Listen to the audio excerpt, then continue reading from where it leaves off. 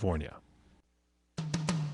Welcome back. You're listening to the Cindy Laverty Show, and we're in our last segment here. Sadly, I wish this could go on for another couple of hours. Rick Carson is my guest. We're talking about his book, Taming Your Gremlin. So, Rick, how would we help children break the gremlin cycle, or can it even be done? Well, it can be done, but it's a little bit tricky. I want to mention a resource, given the limited time that we have here. I have the good fortune of having a colleague, Jane Massengill, who's director of the Gremlin Taming Institute, which, by the way, is in California. Really? Yeah, in Danville. That's where Jane lives. The institute is really a web page. It's not like a big concrete building somewhere. But Jane is an expert on gremlin taming for kids via primarily their parents. When she first contacted me about 15 years ago, she's a coach, and she's an incredible coach and therapist in her own right. But she was basically saying, I want to take this to every kid on the planet. And how come nobody told me about this when I was a kid? She started using it with her kids who are now in college, both of them. They practice the method. Jane comes up. She introduces the children to gremlin taming pretty early on.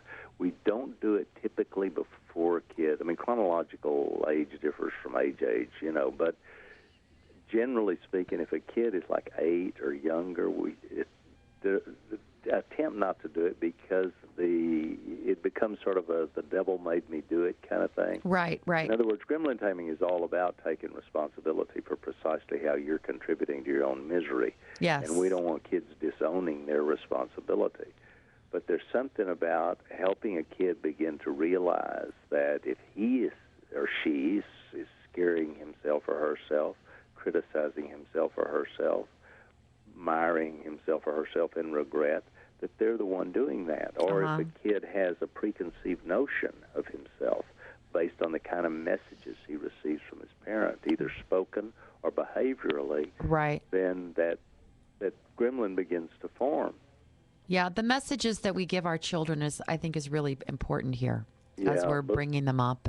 Well, I'll tell you what, a colleague of mine, Stan Ferguson, took the Simply Noticing thing and wrote a wonderful book called What Parents Need to Know About Children. Mm-hmm.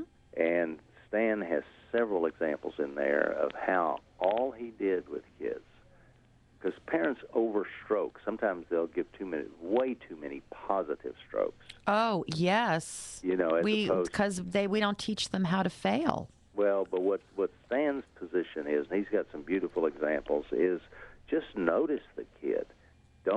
You don't have to tell them they're the best artist on the planet or that they're the best, this or that. You just notice what they're doing. Just track them, and you get remarkable results.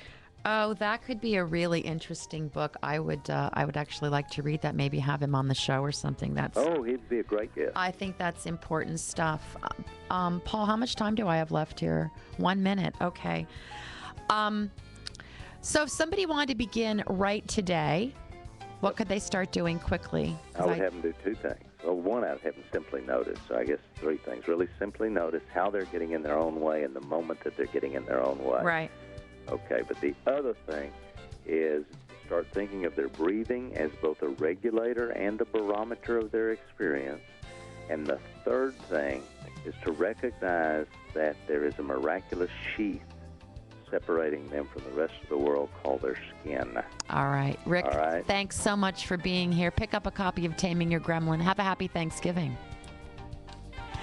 Okay, so let's just wrap this up. I think it was just a great show today. Pick up a copy of this book and get your gremlin tamed. I wish you all a wonderful Thanksgiving filled with abundance, and live in gratitude, everyone. I'm all out of time for today. Have a great weekend. I'll see you next time. I'm Cindy Laverty. Take good care.